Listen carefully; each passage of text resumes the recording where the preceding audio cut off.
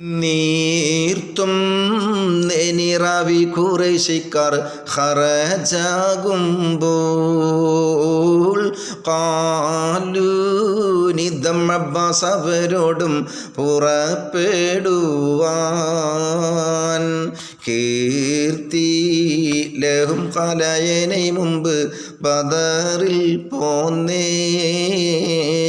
കേടും കെടുതികൾ എനക്കൊണ്ടും മതിയേയണ്ടാം ഓർത്തി ടൊഴിത്തവർ പൂറുക്കം പുറപ്പാടും ഒരു കാനെങ്കിൽ വിവരം ഉടനെ ബിക്കറിവൻ തതും നീട്ടിനാറും. അങ്ങനെ അബൂ സുഫിയാനും സംഘവും മക്കയിൽ നിന്ന് പോരുമ്പോൾ അവരുടെ കാരണവരായ അബ്ബാസ് റളിയല്ലാഹു തആല അൻഹു പിൽക്കാലത്ത് മുസ്ലിമായിരിക്കുന്നു. അന്നും മുസ്ലിമായിട്ടുണ്ട്, പക്ഷേ അവർ അറിയുന്നില്ല, രഹസ്യമായി മുസ്ലിമായിരിക്കുന്നു.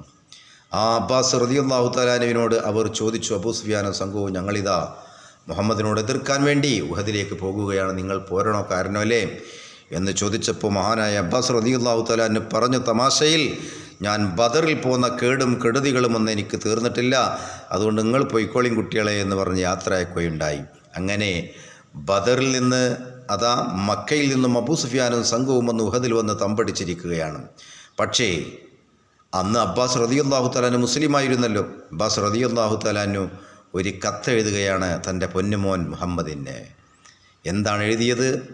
അബ്ബാസ് റളിയല്ലാഹു തആല അൻഹു എന്താണ് കത്തെഴുതിയത്? കത്തിലുള്ള വിവരിക്കുകയാണ്, അല്ലയോ ഹബീബായ മുത്ത് മകൻ മുഹമ്മദ് അറിയാൻ, അബ്ബാസ് മക്കയിൽ നിന്നും എഴുതുന്നത് നിന്നോട് എതിർക്കുന്നതിന് വേണ്ടി അബൂ സുഫിയാൻ്റെ കീഴിൽ 3000-ഓളം വരുന്ന സൈന്യങ്ങളുമായി ഇവിടുന്ന് അങ്ങോട്ടൊരു പടപ്പുറപ്പാട് നടത്തിയിട്ടുണ്ട്. ഇതിൽ ഇളയപ്പ പോന്നിട്ടില്ല. നീ ഇളയപ്പാൻ്റെ ഇന്ന് ദണ്ഡം വാങ്ങാൻ അഥവാ നികുതി വാങ്ങാമെന്ന് വിചാരിച്ച് മാടകുട്ടി അവിടെ ഇരിക്കണ്ട എന്ന് പറഞ്ഞതിൽ ഇളയപ്പ പോന്നിട്ടില്ലട്ടോ എന്നും പറഞ്ഞൊരു കത്ത് ഒരു ദൂതൻ മുഖേന അതാ കൊടുത്തയക്കുകയാണ് മഹാനായ അബ്ബാസ് റളിയല്ലാഹു തആല അൻഹു.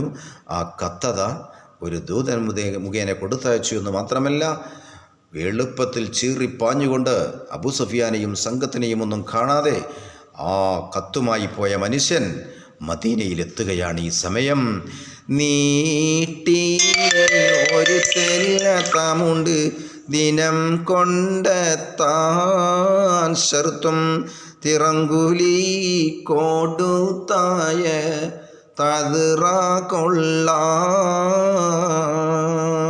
അബ്ബാസ് റളിയല്ലാഹു അൻഹു കത്ത് കൊടുത്തയച്ച ദൂതനോട് പറഞ്ഞു, വേഗത്തിൽ പോകണം, 3 ദിവസത്തിനുള്ളിൽ മദീനയിലെത്തി ഈ കത്ത് ഹബീബായ നബിക്ക് കൈമാറണമെന്നുള്ള വസിയ്യത്തോടുകൂടെ അത് കൊടുക്കാനുള്ള കൂലിയും അദ്ദേഹത്തെ ഏൽപ്പിച്ചുകൊണ്ട് ആ ഒട്ടകക്കാരനെ പറഞ്ഞയക്കുകയാണ്. അങ്ങനെ ആ ദൂതൻ മദീനയിലെത്തിയെന്ന് മാത്രമല്ല,